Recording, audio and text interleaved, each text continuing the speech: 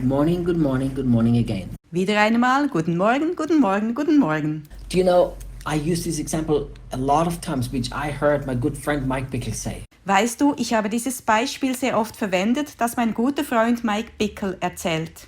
There are very few people in the whole world that I know that have such a deep passion for Jesus. Es gibt sehr wenige Menschen auf der Welt, die ich kenne, die so eine tiefe Leidenschaft für Jesus haben. In fact, I always said I've never personally met anybody who I consider more humble than Mike. Ich habe immer gesagt, dass ich nie jemanden getroffen habe, der demütiger ist als Mike. Decades of humility and faithfulness in serving the Lord. Jahrzehnte von Barmherzigkeit und Treue im Dienst für den Herrn. So here's the example that Mike has used. Hier ist das Beispiel, das Mike gebrauchte. He said, can you imagine that you, the bride, and you are marrying this very, very wealthy billionaire? Er sagte, kannst du dir vorstellen, dass du die Braut bist und diesen sehr, sehr wohlhabenden Milliardär heiratest? Your life was hopelessly lost. Dein Leben war hoffnungslos verloren. You were this poor, poverty-stricken girl. Du warst dieses arme, kleine Mädchen. But this billionaire falls in love with you, Aber dieser Milliardär verliebt sich in dich. marries you. Er heiratet dich. And then comes the day of the wedding.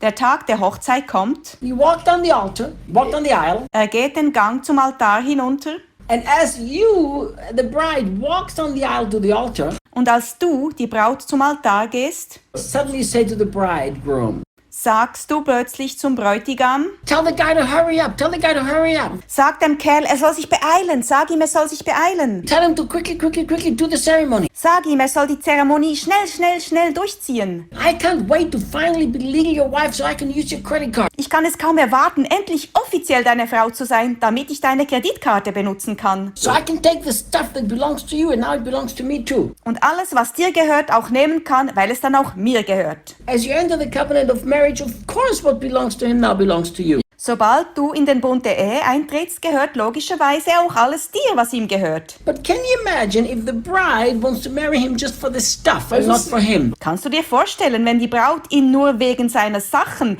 nicht wegen ihm selber heiratet? And this is how so many people have become what we call Christians. Yes. Und genau so sind viele Menschen geworden. Wir nennen sie Christen. Just add Jesus in your life and you will be blessed and you will be happy and you will be wealthy and prosperous. Einfach Jesus zu deinem Leben hinzufügen und du wirst gesegnet, glücklich, reich und wohlhabend sein. Listen, of course, the consequence of salvation in the new covenant is prosperity, blessing, victory. Yes, a million times. Hör zu, natürlich sind die Konsequenzen der Rettung im neuen Bund Wohlstand, Segnungen und Sieg. Ja, 1000-mal ja.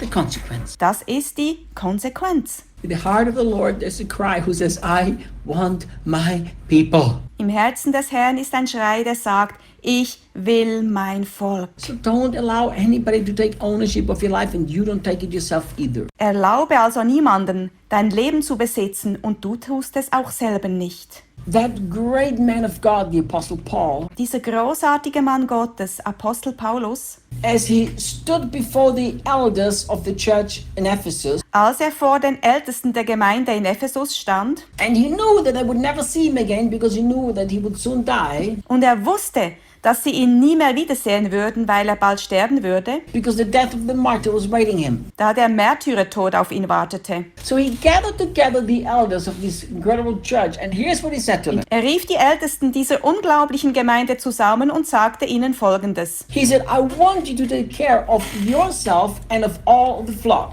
Ich möchte, dass ihr euch um euch selbst kümmert und um die ganze Herde, among which the Holy Spirit has made you overseers, für die euch der Heilige Geist zu Aufsehern gemacht hat, to shepherd the church of God. And now look what he says after this. um die Gemeinde Gottes zu führen. Und schau, was er danach sagt. Which he purchased with his own blood. Die er mit seinem eigenen Blut erkauft hat. Who purchased the church? Wer kaufte die Gemeinde? How dare human beings take ownership of a church that Jesus paid for? Wie können es Menschen nur wagen, die Kontrolle der Gemeinde zu ergreifen, für die Jesus bezahlt hat? Listen, Hör zu. I hope that through these devotions you can hear the cry of the great shepherd of our souls, which is Jesus Christ. Ich hoffe, du hörst durch diese Andachten den Schrei des großen Hirten unserer Seelen, Jesus Christus. Who says, do you know what high price I paid so that I can have you? Der sagt, weißt du, welch hohen Preis ich bezahlt habe, damit ich dich haben kann? Peter says it like this. Petrus sagt es wie folgt. We were not purchased with gold or silver, but with the precious blood of Jesus Christ. Wir wurden nicht mit Gold oder Silber erkauft, aber mit dem wertvollen Blut von Jesus Christus. You are so valuable that God didn't pay for you with money or gold or silver or diamond. Du bist so wertvoll, dass Gott nicht mit Geld, Silber, Gold oder Edelsteinen bezahlt hat. He paid with his own blood, with his own life. Er bezahlte mit seinem eigenen Blut, mit seinem eigenen Leben. Why? Warum? One died for all, so that those who live no longer live for themselves, but for him who died for them. Einer ist für alle gestorben, damit die leben, nicht mehr für sich selber leben, sondern für ihn, der für sie gestorben ist. So his blood was poured out so that he could purchase you for himself. Sein Blut wurde also ausgeschüttet, damit er dich für sich kaufen konnte. All over the place where I've been, Überall, wo ich gewesen bin, I've seen a self-focused, self-centered gospel being preached. wurde ein selbstzentriertes und selbstsüchtiges Evangelium gepredigt. You know, in America, we call it seeker-friendly church. In Amerika nennen wir es Kirchenversammlungen, die dem weltlichen Leben so nahe stehen. And it's a very common term in America. Und das ist ein wirklich gebräuchlicher Ausdruck in Amerika. You know, I could name churches and I could name pastors too, but I don't want to do that. Ich könnte Gemeinden und Pastoren nennen, aber das möchte ich nicht tun. But in 2014, January 12, Am 12.